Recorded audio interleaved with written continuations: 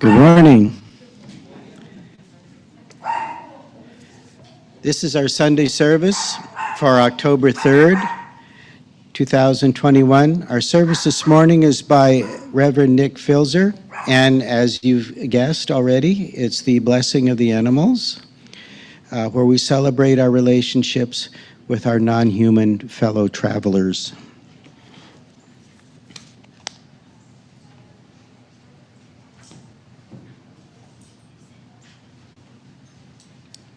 Good morning.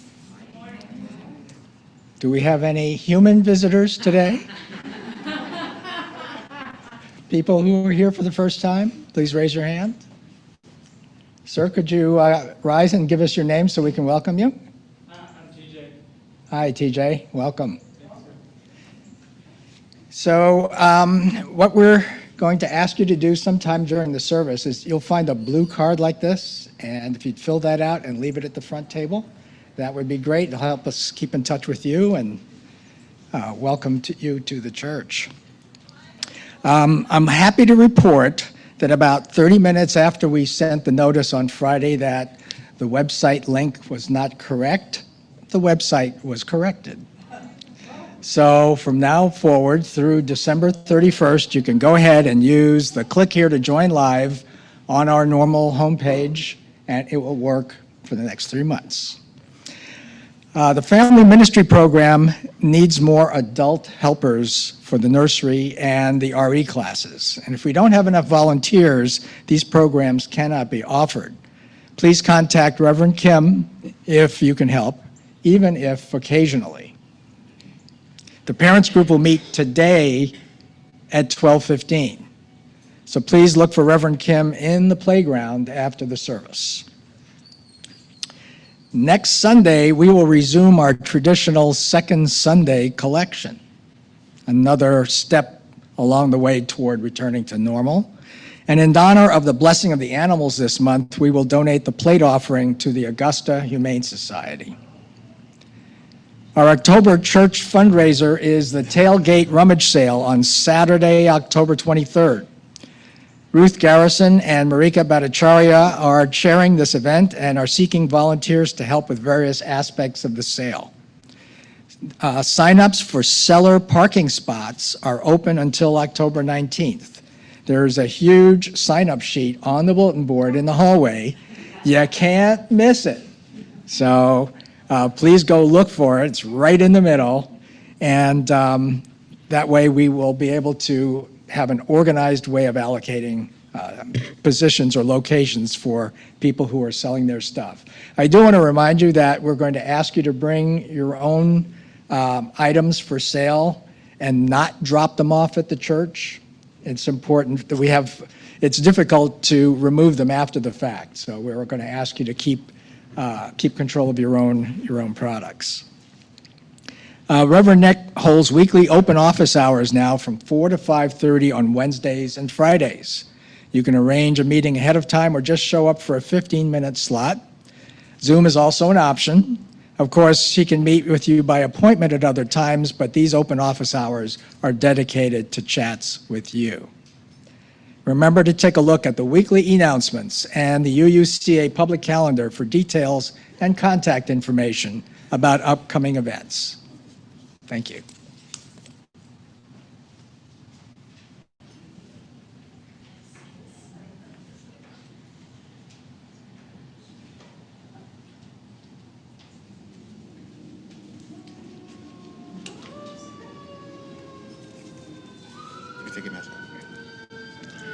We light this chalice in honor of the animal realm, furred and hoofed, two-legged, four-legged, many-legged, fanged and clawed, gentle and fierce, wild and tame. We may remember that all animals are our relatives, worthy of our care and respect.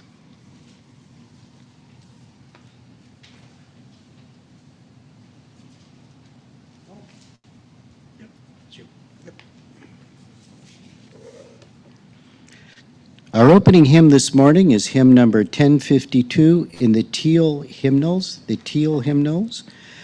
Oneness of Everything. Please rise in body or spirit as you are able, and we can sing with our masks on.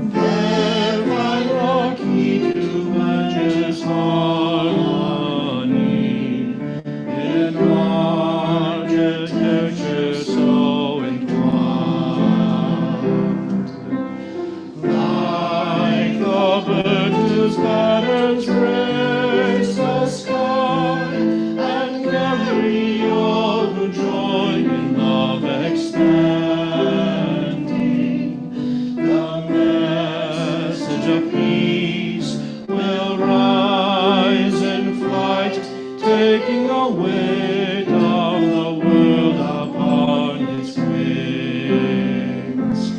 In the oneness of everything.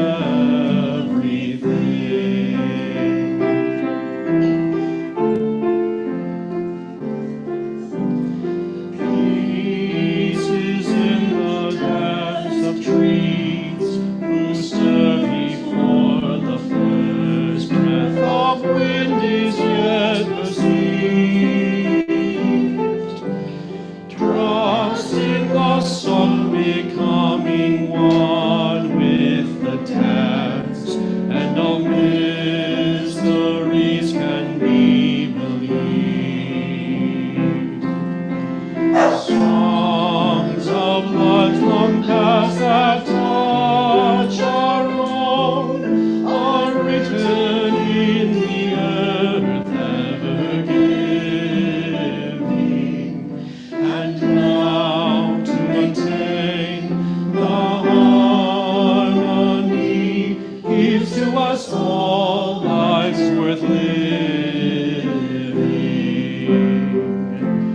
For the oneness of everything.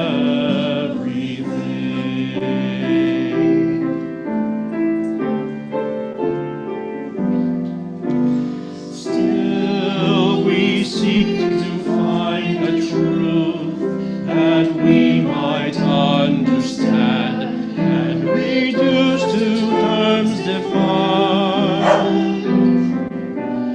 Vast and immeasurable time and space, also overwhelmingly designed. Oh, passing years, just might I know the faith that winters in the heart to be reborn in spring, to hear and to feel the pulse of life enters my soul as a song to sing of the oneness of everything.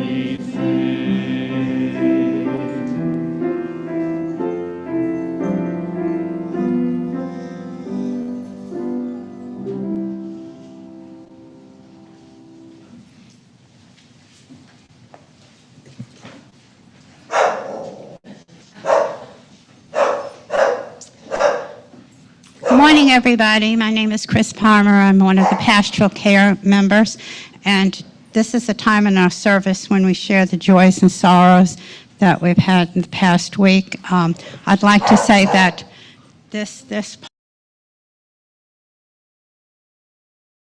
so many folks from this congregation there in support and solidarity of reproductive rights and the women who are losing their rights at this point across the country, particularly in Texas, but it's moving this way, sadly.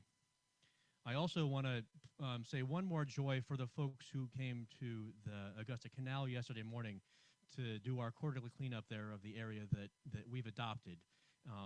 And it was lovely to reconnect with people in that justice work of reconnecting and giving reciprocal gifts to the planet that sustains us.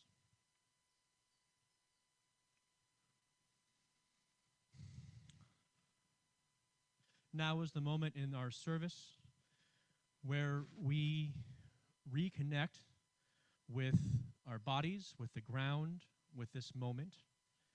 I invite you to be comfortable in whatever way is most comfortable for you, whether that's with your heads bowed, your hands clasped, your eyes closed, whatever is best for you to come into this graceful, holy space. And today's meditation is entitled "Blessed are All Living Things" by the Reverend Maureen Killeran.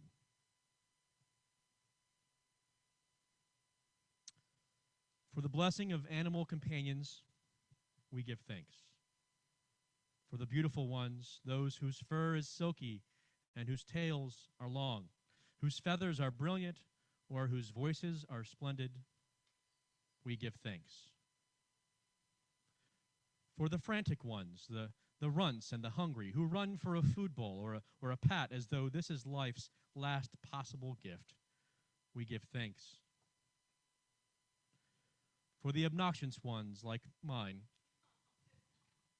the heads that butt against us as we're trying to sleep, the bodies that refuse to learn discretion as they make digestive gifts, we give thanks. For those who bark and purr and growl and mew, for all who squeak or squawk or snarl or hiss, we give thanks. For the animals unknown to us, those whose niche in life's web is fragile, whose lives are insecure, especially all of the ocean life and ocean-adjacent life in Southern California this morning as there is a huge oil spill. For all who care for them and wish them well, we give thanks. Blessed are the animals. Blessed are the creatures who live with us and need our care. Blessed are the mammals and the reptiles and the birds who teach us we are not alone. Blessed are all living things from whom we learn to love.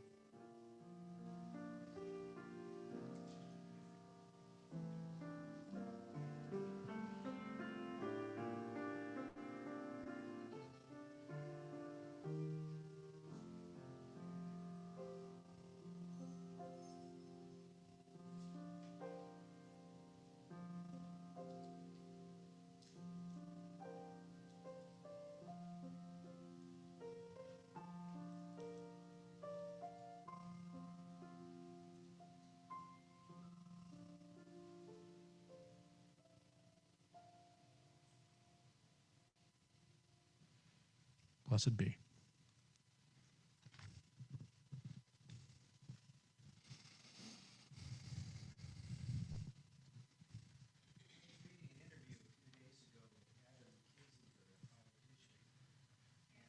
Without going into detail, he said that he was grieving because these last few years he had lost his tribe. He felt as though he had lost his tribe and didn't recognize it anymore. In my own personal history, I know exactly what that's like. When I was a kid in the 60s, there used to be a poster for the rock musical Hair that said, "Tribe is beautiful. Tribe is beautiful. This is our tribe." Those of you who are new here, we invite you to see our tribe. And if you see or hear something that you like, we hope you'll come back. Whether it's us or somebody else, I always tell people, you got to find your people. You got to find your tribe. If you like your job, you'll find it's because you like the tribe that you're working with. And if you like your church, you'll find it's the tribe that you're being with. And now's your chance to support your tribe. Will the ushers please come forth?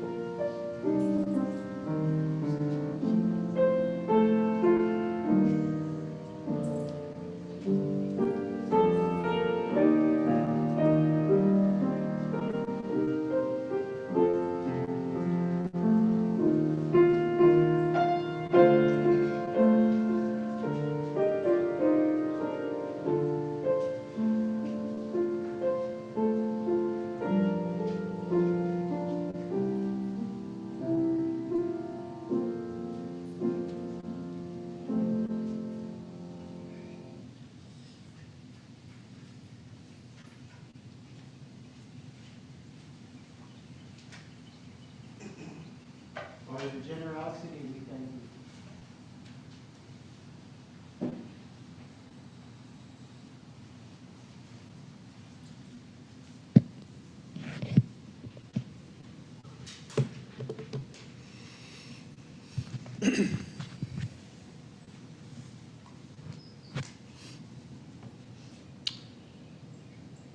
A few weeks ago, several families from this faith community shared a sacred experience at Reed Creek Park for an organized intergenerational outing. We had the privilege of exploring the rich wetland habitat and its inhabitants. Even though it was called a frog walk, it evolved, so to speak, into us all getting excited about each living thing or sign of a living thing that we noticed. For example, we saw several very large millipedes and learned about their colorful poops when scared. My spouse, Janaea, happened to rescue a millipede from our sanctuary last week. It was here a week early for Animal Blessing. And it graciously pooped on her hands just so we could share an example.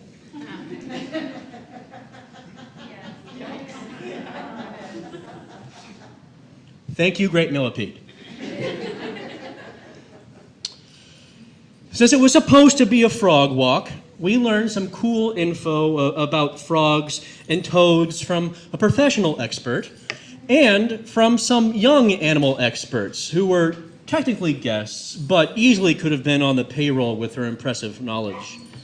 Young folks like little June DiLorenzo and Marcia Worth's grandson, Jude.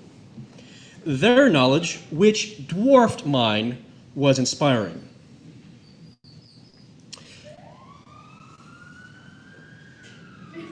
Thank you for waiting for the pause.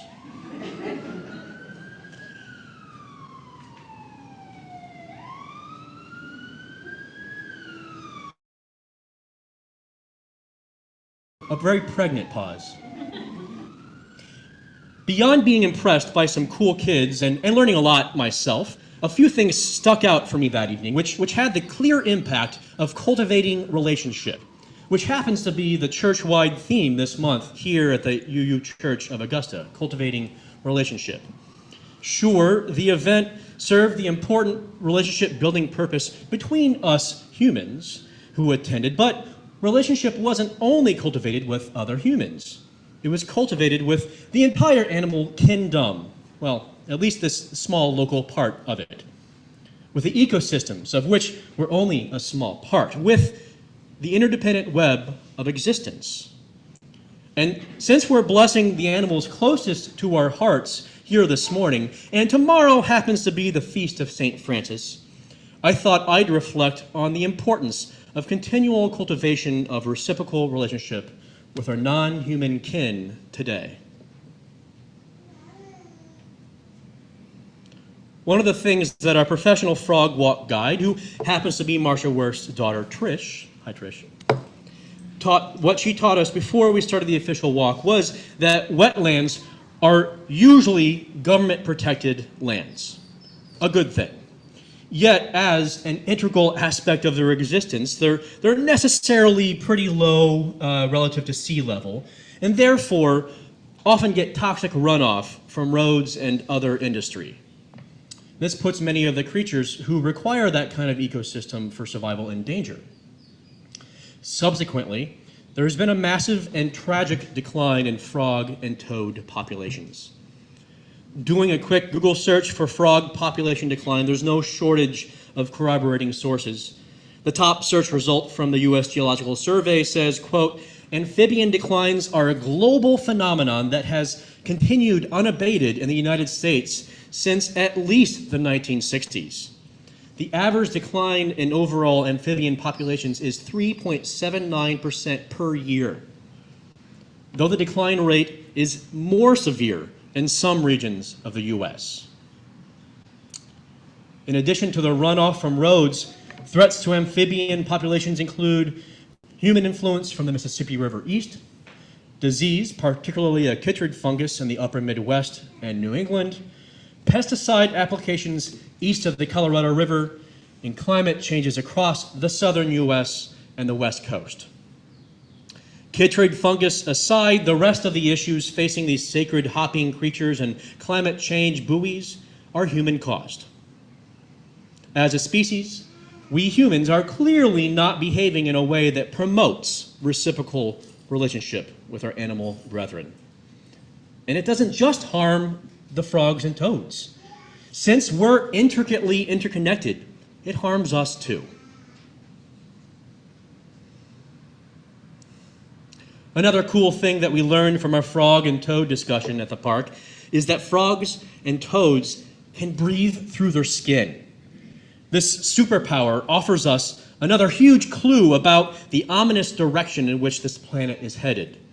One final quote from the USGS article I read continues, quote, amphibians are good indicators of significant environmental changes. Amphibians, unlike people, breathe at least partly through their skin, which is constantly exposed to everything in their environment. Consequently, their bodies are much more sensitive to environmental factors such as disease, pollution, toxic chemicals, ultraviolet radiation, and habitat destruction. The worldwide occurrences of amphibian declines and deformities could be an early warning that some of our ecosystems, even seemingly pristine ones, are seriously out of balance. It seems frogs' skin-breathing superpower also happens to be their greatest weakness. Yet, it tells a powerful story that could still benefit them and other living things, including us. Other than bee and other pollinators, amphibian populations may be the most important indicator of harmful climate change. Now, what do we do with that information? How do we halt this ominous decline? Who here knows the work of Robin Wall Kimmerer? Anybody know that name? Besides Janaea? Some of you know, I've talked about this, about her a lot. I am a big fan. Quoting the back cover of her seminal work, Braiding Sweetgrass, a book which is perhaps the closest thing to scripture for me. Quote, as a botanist, Robin Wall Kimmerer has been trained to ask questions of nature with the tools of science. As a member of the citizen Potawatomi Nation, she embraces the notion that plants and animals are our oldest teachers. In Braiding Sweetgrass, Kimmerer brings these lenses of knowledge together to show that the awakening of a wider ecological consciousness requires the acknowledgement and celebration of our reciprocal relationship with the rest of the living world. For only when we can hear the languages of other beings are we capable of understanding the generosity of the earth and learning to give our own gifts in return, end quote. We'll get back to what she means by other beings in a moment. The main task we had walking through the wetlands a few dark Saturday evenings ago was listening. Before we started the walk, Trish played several recordings of specific frog and toad sounds to help us identify which creatures were talking to each other and us as we strolled. Among other examples, we learned about a frog that sounds like a sheep or young goat, and one that sounds like a duck. We had one of these dudes yelling at us by our home patio recently, which we initially thought was just a fowl with a foul mouth. At this walk, we were each given surveys to complete during the walk, which asked us to note what amphibian calls we heard, how much of it we heard, and what the weather conditions were like on this specific day of the year. Once completed, this crowdsourced information is then shared with science folks like the U.S. Geological Survey to track amphibian populations. The frogs and toads were telling us their own story. Just as Kimmerer suggests, we literally began to hear the languages of other beings to increase our capability of understanding the generosity of the earth. Filling out this survey and the data the combined surveys produce is just one way that we can give our own gift in return, reciprocity. If we think of our animal siblings and other aspects of nature as subjects with whom we're in relationship instead of objects for us to control and own and exploit, then the impending climate disaster on this planet might improve along with their health. The best way to be in relationship with anybody is to deeply listen to their needs. We're not so great at that even with other humans. How can we possibly be good at that with non-human existence? We barely see other humans as dynamic subjects with their own needs and feelings, and instead often objectifying them, hence the need for the Women's March yesterday. It's hard to remember that to be a human is a verb, not a noun. Yet, the fact that it's hard doesn't mean we should stop trying to remember. Maybe if we extend that grace of subjectivity beyond humanity, then we would be better at it amongst ourselves too. As Kimmerer says in her book, In Potawatomi and Other Indigenous Languages, 70% of words are verbs, whereas in English, only 30% are verbs. This has an impact on the way we interact with the world. Kimmerer shares a personal story about her own realization of the impact of the noun-heavy English language colonizing other languages and cultures, colonizing other creatures. She was poking through an Ojibwe dictionary she received as a gift. And in this dictionary, so many words were defined as verbs instead of nouns that it started to make her head spin. One example was to be a Saturday. She thought it was all too complicated. No wonder the Ojibwe language is dying, she thought. Once she got to the word we'ikwe-gama, to be a bay, she had enough. She slammed the dictionary down in exasperation. But then, all at once, her whole soul realized the power of seeing the world this way.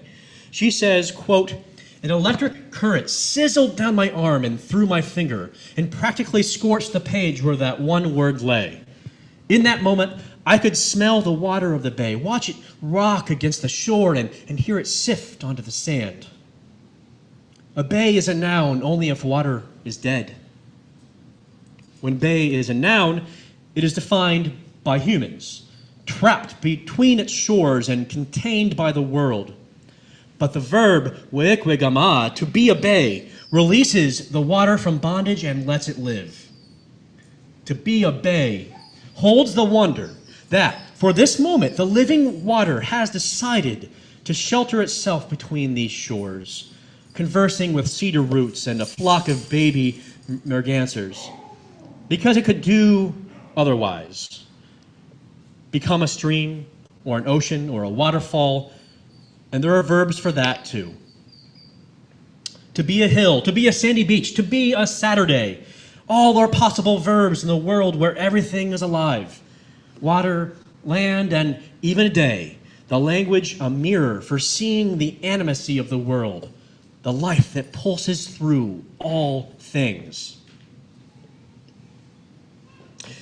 Kimmerer continues a little later on with the example of an apple being. Quote, "Of apple we must say, who is that being? And reply, Meshimen Yahweh. Apple that being is.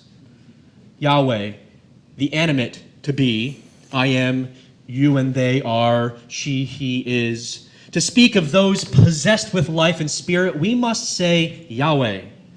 By what linguistic confluence do Yahweh of the Old Testament and Yahweh of the New World both fall from the mouths of the reverent?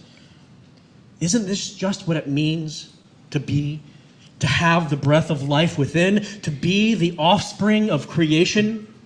The language reminds us in every sentence of our kinship with the animate world." End quote.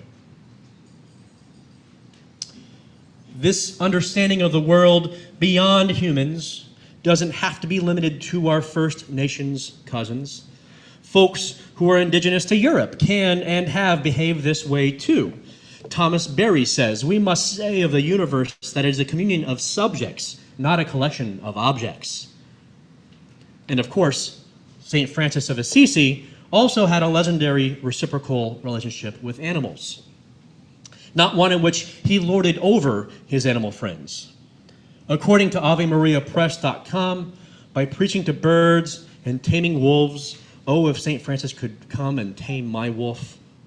St. Francis had the ability to see the presence of God in all things. The presence of Yahweh in all things. Sound familiar? Maybe those stories aren't factual, yet they still carry a powerful truth. It is spiritually necessary and holy to have a relationship with all animals, all life, all of the interdependent web, all of God. Quoting Kimmerer one final time, she says, quote, "Our toddlers speak of plants and animals as if they were people, extending to them self and intention and compassion until we teach them not to. We quickly retrain them and make them forget. When we tell them that the tree is not a who, but an it, we make that maple an object. We put a barrier between us, absolving ourselves of moral responsibility and opening the door to exploitation." End quote. Though our own June and Jude aren't toddlers, they still seem to have a richer relationship with their animal kin than the adults. And these adults were pretty invested in these relationships too. I wasn't just inspired by these kids' knowledge of these creatures, but also their relationship with them. As Jesus said in Luke chapter 18, verses 16 to 17, "Do not hinder the little children, for the kingdom of Yahweh belongs to such as these. Truly I tell you, anyone who will not receive the kingdom of Yahweh like a little child will never enter it." If we are to truly renew our relationship with the natural world, we must do so as children, with curiosity, care, and compassion, like June and Jude, and the ability to truly see and hear the non-human life around us, as friends, as family, as kin. If we're unable to see that life, spirit, soul, Yahweh, God, is in every being, then we exit relationship and enter a kind of hell on earth. We're preventing an experience of heavenly relationship, and we're far more likely to do real harm. Too much harm has been caused by this broken relationship, and there is now a real chance of a fiery, unlivable hell consuming this planet. It's already kind of happening in some places. But, and yet, there is still time to re-enter reciprocal relationship, to heal the wounds of objectification, to stop seeing ourselves as lords over, to start seeing ourselves in community with. The divine is in each of us, among us, between us. And that includes non-human people. It even includes my dog, Kitty. Like little children, may we enter the kingdom of Yahweh. Celebrate the mysterious and magnificent spirit of life, and then do everything we can to cultivate our shared kingdom to the end of our days. Oh, and if you were wondering, Omagaki'i is Ojibwe for to be a frog.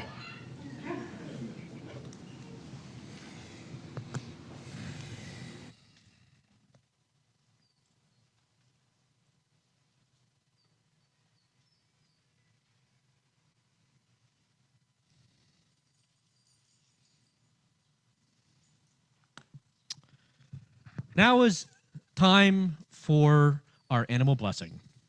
I'm going to be kind of moving around the sanctuary and coming and blessing each of your creatures that you've brought with us today, including your images that you've brought. You can hold on to those. And once I'm done with the animals here in this physical space, then we'll share the video that Jezebel created of the animals from our virtual space who are hanging out at home today. And David will be underscoring a little bit of Dr. Doolittle magic while we do this.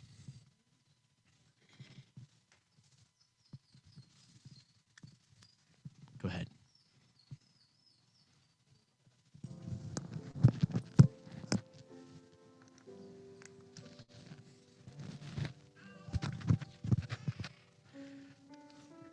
What is this dog's name?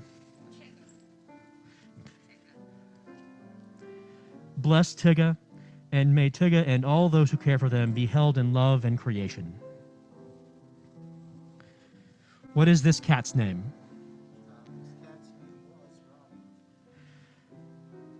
Bless Ronnie, and may his memory be cared for along with all who care for his memory.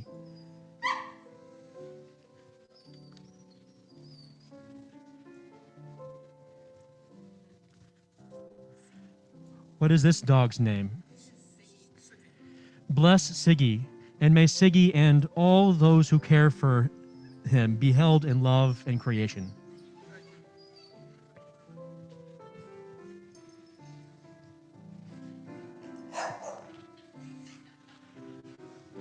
What is this beast's name?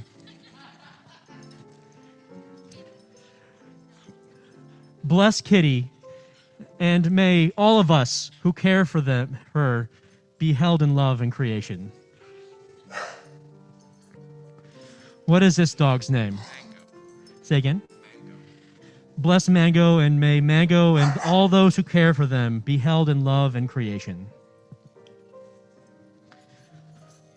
What is this snake's name? This is Ka. Bless Ka, and may Ka and those who care for them be held in love and creation. What is this dog's name? This dog is named Barnaby. Bl- Mexican. bless, He's a golden doodle.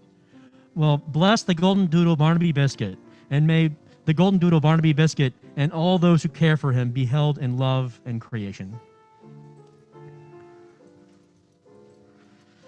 What are these cats' names?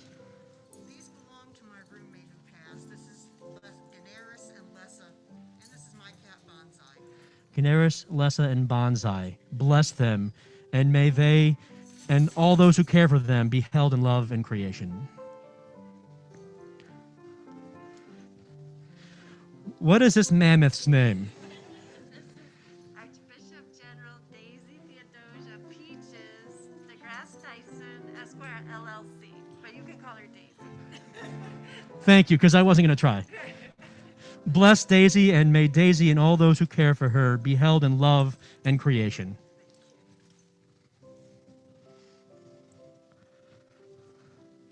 Cat named Walter, and then these are my two cats named Buzz and Jessie. Walter, Bus, and Jesse. Bless them, and may they and those who care for them be held in love and creation.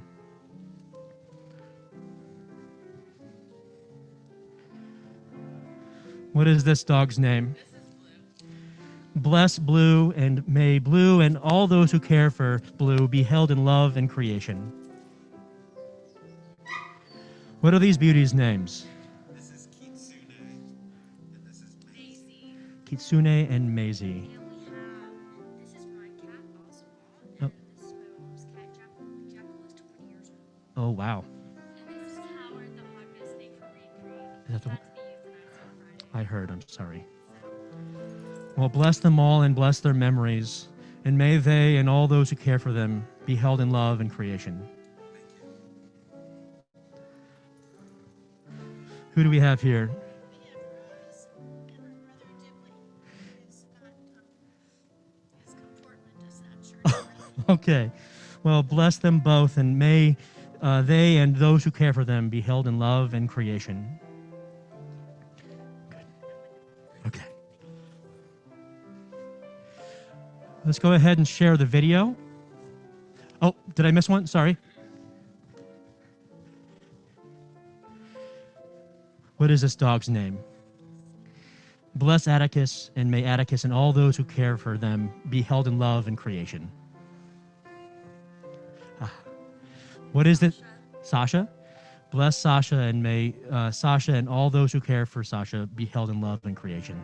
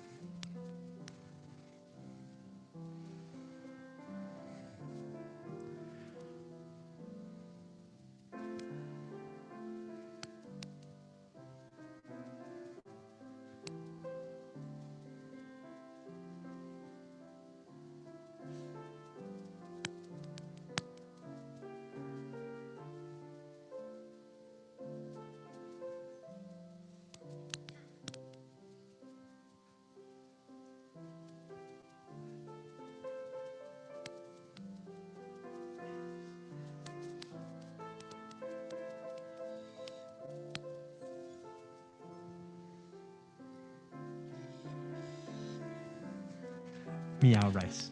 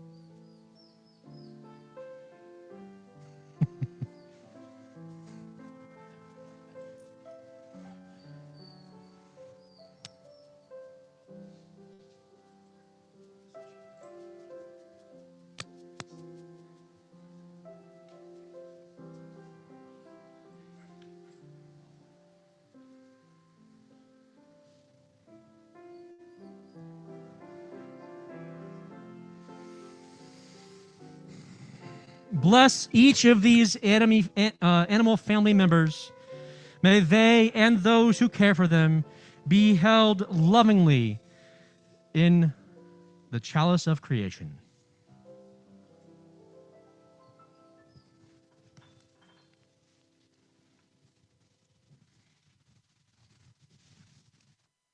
Thank you, Reverend Nick. And for those mice and rats that share houses with cats and large snakes, we offer our compassion and our affection.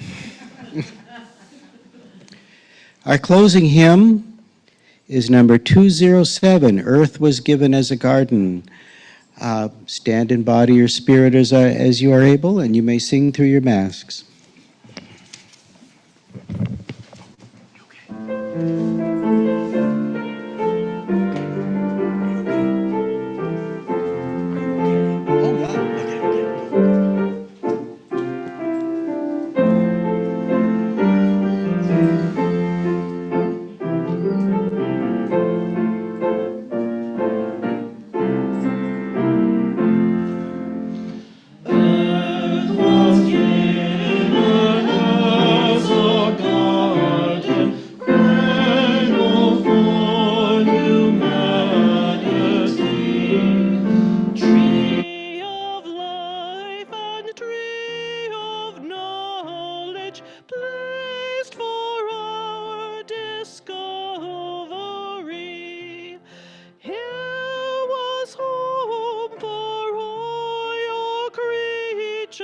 Born of land and sky and sea, all created in your image, all to live in harmony.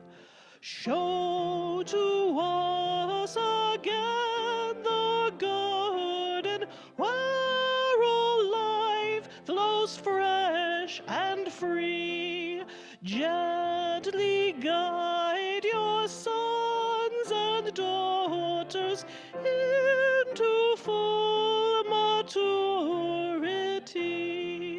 Teach us how to trust each other, how to use for good our power, how to touch the earth with reverence. Then once more will Eden flow.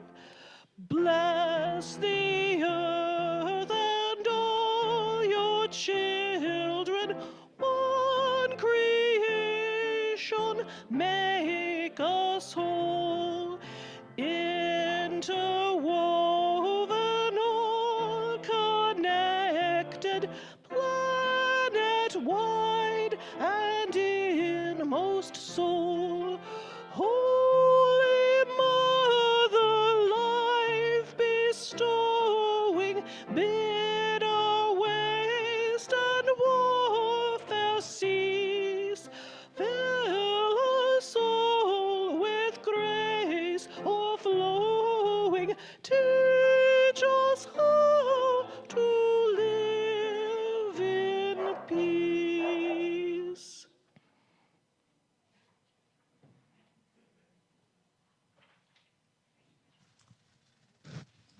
Today's benediction and words to extinguish the chalice will be read in unison by the whole congregation.